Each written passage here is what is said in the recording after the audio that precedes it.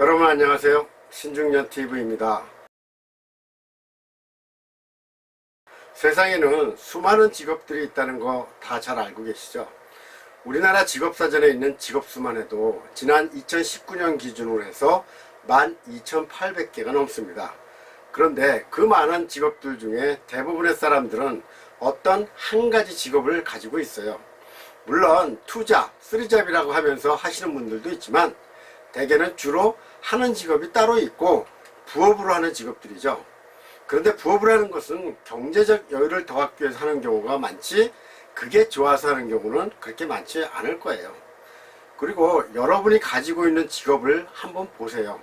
정말 내 직업은 내가 원했던 직업인지, 그리고 내가 잘 할 수 있는 직업인지, 아마 그렇다라고 생각하는 사람도 있을 거고, 아니 그건 아닌데 먹고 살려니까 어쩔 수 없이 택한 직업이야 하는 사람도 있을 거예요.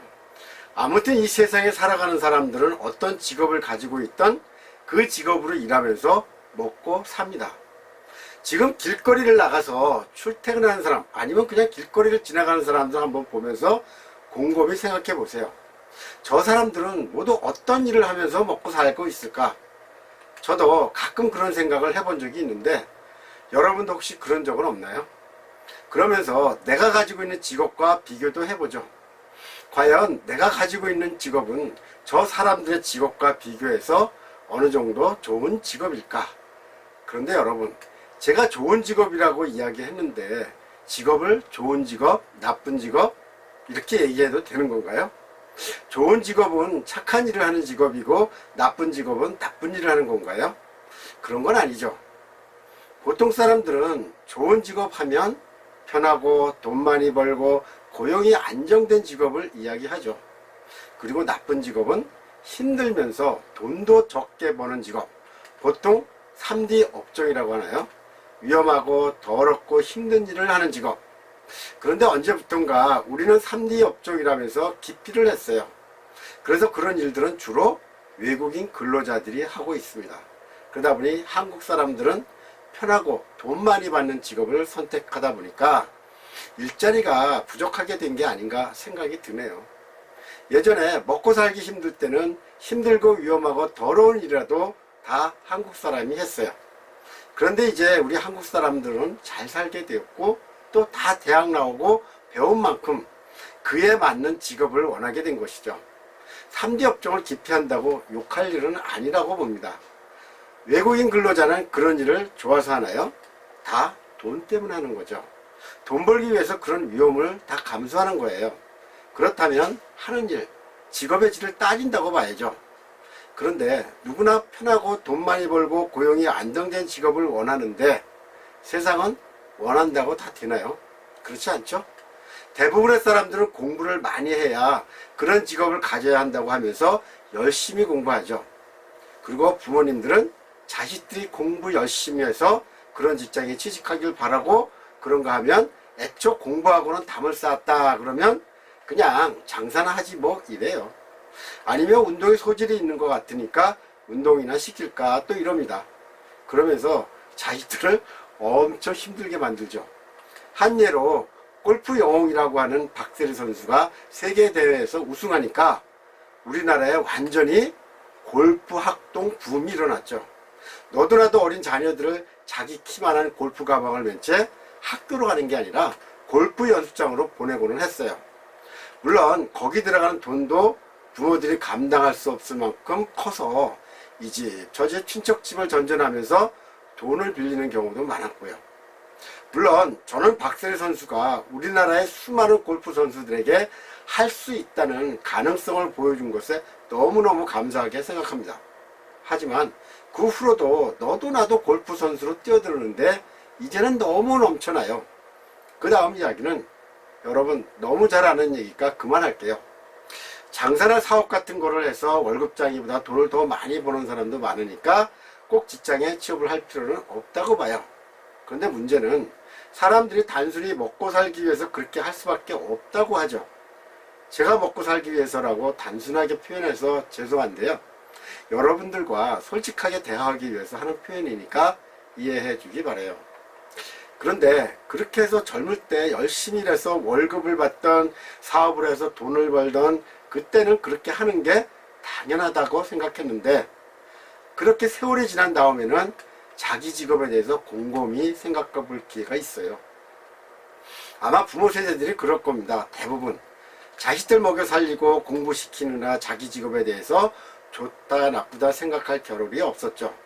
그러다 보니 자식들만큼은 편한 직업, 남들이 다 부러워하는 직업을 갖기 바라게 되는 거죠. 하지만 부모들이 보는 직업의 기준과 신세대 자녀들이 생각하는 기준이 다르다면 문제가 생기겠죠. 직업에는 귀천이 없다, 뭐 이렇게 편하게 치부해버리면 좋겠지만, 현실적으로 보면 선호하는, 좋아하는 직업과 비선호, 좋아하지 않는 직업은 분명히 존재해요. 여러분, 요즘 공무원 시험 경쟁률 보시면 알잖아요. 우리 부모 세대만 해도 공무원 그러면 박봉이다, 그야말로 쥐꼬리만한 월급이다 그러면서 기피했어요. 어디 가서 뇌물이나 먹고 그런 직업으로 알았죠. 그런데 지금은 그렇지 않잖아요.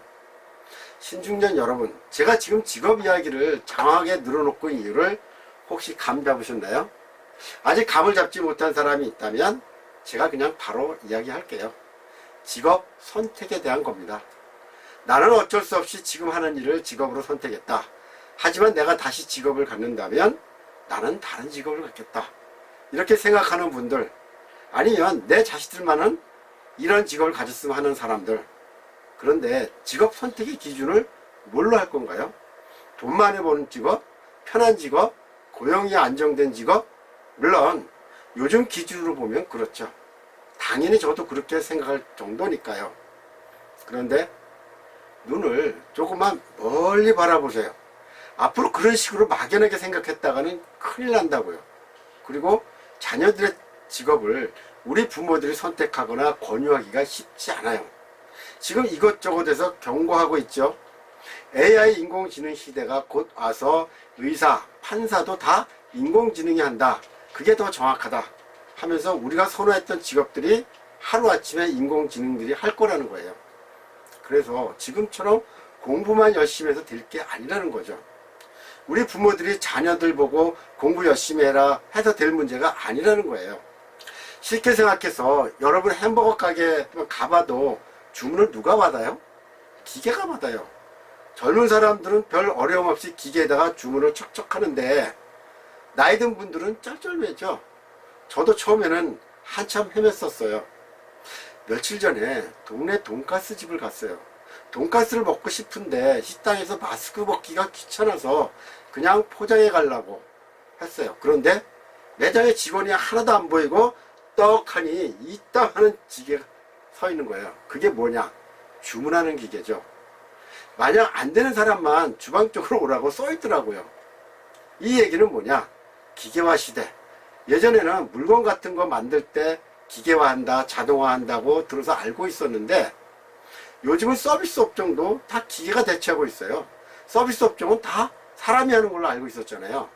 근데 이런 간단한 기계 조작, 아니 기계를 이용한 주문 같은 것도 젊은 사람들을 따라가지 못하는 나이 든 부모 세대가 자식들에게 어떻게 이래라 저래라 할 수 있겠어요? 제가 본 언론 기사 중에 일본의 한 식당에서 직원 구하기가 힘드니까 많은 돈을 들여서 로봇을 구입했대요. 음식을 주문받고 음식을 날라다 주는 로봇이요. 그랬더니 초기에 로봇을 구입하느냐 돈을 많이 들었지만 아주 좋대요. 말도 잘 듣고 일 시킨다고 투덜대지도 않고, 요즘 말로 야근 시켜도 야근 수당 안 준다고 따지지도 않는데요. 제가 또 이야기가 다른 길로 갔네요. 하긴 전혀 다른 데로 간 건 아니죠. 여러분을 이해시키기 위해서 여러 가지 사례를 들고 있는 거니까요. 다시 본론으로 들어가면 직업을 선택할 때 어떤 기준을 가지고 하느냐 이거죠.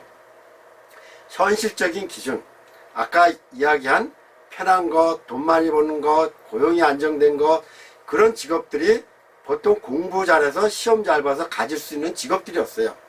하지만 이런 기준에 의한 직업들은 이제 곧 AI 시대의 변화를 맞을 것이다, 안 통할 것이라는 거죠. 그리고 두 번째 직업 선택 기준, 쉬운 말로 적성에 맞는 직업, 내가 좋아하는 일을 할 수 있는 직업을 선택하면 될 것이냐. 글쎄요. 대부분은 그렇게 직업을 선택해야 성공할 수 있다고 생각은 하죠. 그러나 그렇다면 당신은 내가 한번 해볼래? 하면 아마 10 중에 8은 망설일 거예요. 그 이유는 왜냐? 검증된 게 없으니까, 확신이 안 서니까, 자신이 없으니까 그래요. 좋아하는 일을 하면 성공할 것 같지만 대신 돈을 많이 못 벌 수도 있어요. 적성에 맞는 직업이라고 모든 조건을 다 만족시키는 건 아니잖아요. 적성과 좋아하는 것과 직업은 다를 수 있어요. 우리 애들이 컴퓨터 게임을 좋아한다고 해서 그게 바로 직업이 될까요? 물론 프로게이머들이 돈을 많이 버는 경우도 있지만 내 아이들이 단순히 게임을 좋아하는 것하고 프로게이머하고는 같지 않죠. 그게 직업이 되려면 진짜 산 넘고 산 넘어야죠. 세 번째 선택 기준, 취업지원기관, 직업상담사, 전직전 전문가들이 이야기하는 기준이죠. 직업심리검사. 쉽게 이야기해서 직업적성검사, 직업흥미검사, 직업가치관검사, 직업선호도 검사 등등 워크넷에만 들어가 봐도 청소년용 8가지, 성인용 12가지나 있어요. 홀랜드 같은 심리학자들이 연구해서 내놓은 6가지 직업선호 유형, 일명 홀랜드 직업흥미검사 같은 걸 해서 너에게 맞는 직업 유형은 바로 이거다. 그러니 이런 직업을 갖는 게 좋다. 한마디로 성공 가능성이 많다. 이렇게 해석해 주는 거죠. 실제 저도 현직에서 많이 했던 이야기들이고요. 그런데 이대로 직업을 선택한 사람들이 과연 얼마나 있을까요? 우리는 이상과 현실에서 항상 갈등을 겪어오잖아요. 그래서 오늘은 직업 선택에 대해서 한 번쯤 고민해보고 가자. 그리고 막연하게만 느껴지는 사람들을 위해서 제가 약간 직업 선택하는 기준에 대해서 소개를 했어요. 하나하나 자세히 설명하면 좋겠지만 더 길어지면 이 영상 끝까지 보지 않고 바로 나갈 사람들이 많을 것 같아서 오늘 영상은 여기까지만 하고요. 다음 영상에서는 직업을 선택할 때 또 다른 방법, 아주 쉽고 현실적인 직업 선택 방법을 알려드릴 테니까 다음 영상 꼭 기대해 주세요.